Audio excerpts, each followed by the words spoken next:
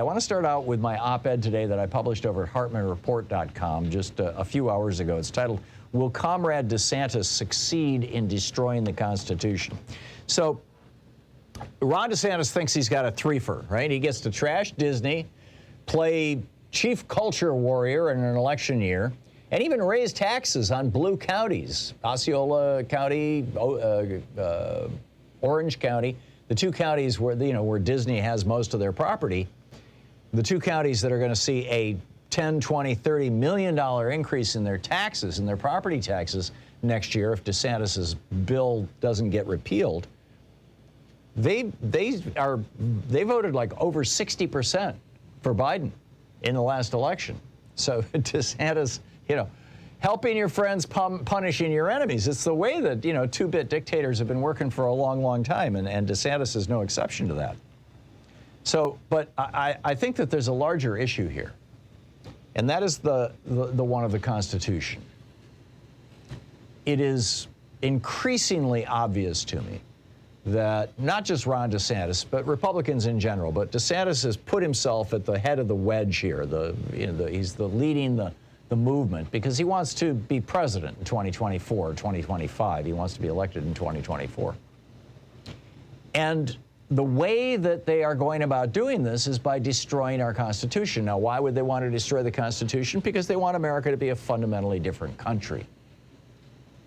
America, when it was founded 240 plus years ago, America was the first nation in 3,000 years, and arguably the first nation ever. Because I don't think you could even make this claim about Athens, about Greece. 3,000 years ago. It was the first nation that was based on an idea rather than on territory or genetics or both. Most nations are based on territory and genetics. We're Swedes because our ancestors were Swedes. We look like Swedes. We live in Sweden, that kind of thing, right? That has been the basis of every nation in history until us.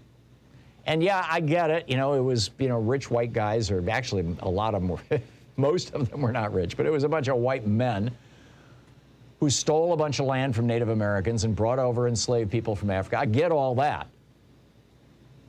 And there was this idea that people can govern themselves without leadership that is hereditary or that speaks on behalf of God, which was a revolutionary idea. No literate society had done this in 3,000 years since Greece.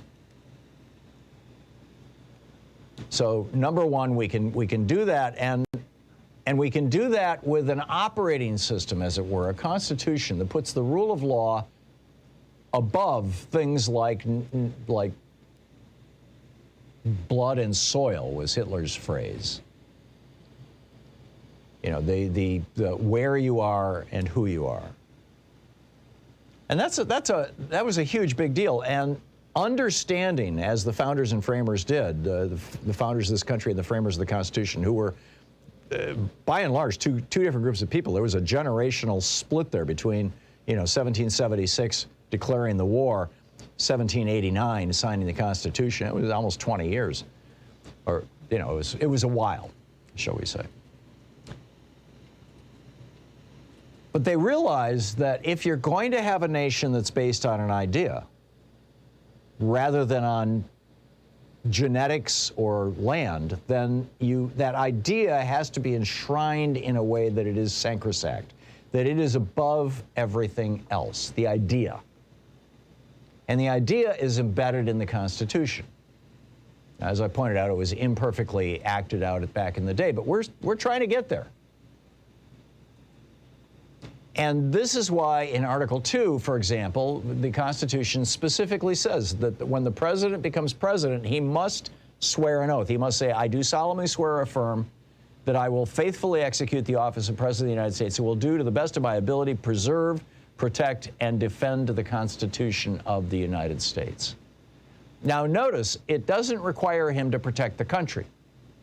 It doesn't require him to protect the citizens of the country. The Constitution doesn't even require the president to protect the symbols of the country, like the flag or the Capitol building. It only requires him to protect, preserve, and defend the Constitution. Because the founders knew that if you're going to have a country based on an idea, the idea has to be sacrosanct. Every time that idea collides with local, temporary, or political considerations, it must prevail. And without that, without that Constitution, as it were, the idea is gone. And without the idea, the country is dead. Without the Constitution, we go back to being like we were before 1789, 13 warring colonies, basically a bunch of local provinces.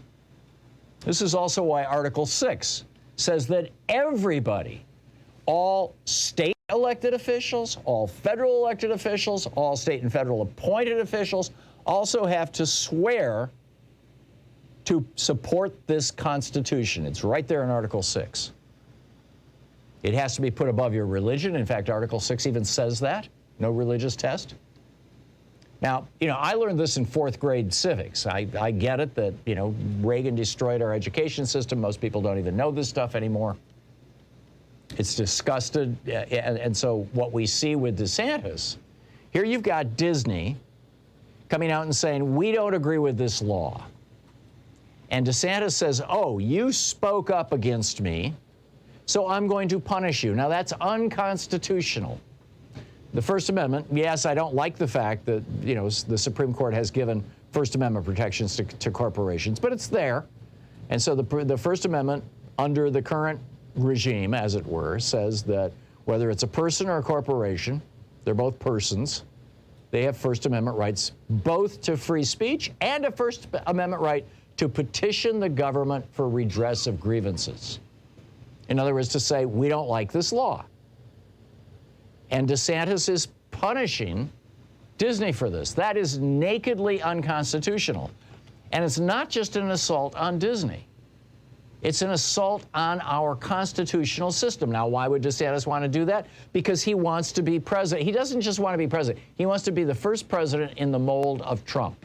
Trump was our first president who tried to destroy American democracy and align this country with dictatorships like Saudi Arabia and Russia. Trump tried to do that.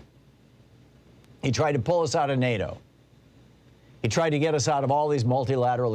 Basically, he tried to destroy our form of government. DeSantis wants to do the same, as far as I can tell.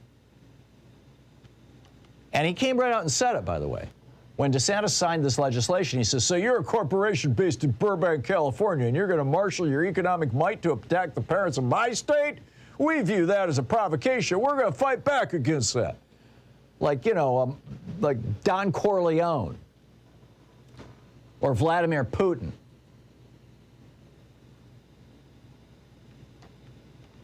And, of course, who's going to be hurt by this? Well, these two counties that voted 60.9% Democrats to 37.8% Republicans. They're going to see their taxes go up. This is the kind of corruption that our great experiment, our Constitution, was designed to prevent, to prevail against. These naked appeals to racism, bigotry, and hate are as destructive to a nation founded on an idea as is DeSantis's defiance of our Constitution. We'll be back. This is the Thom Hartmann Program. So do you think Comrade DeSantis will succeed at destroying our Constitution?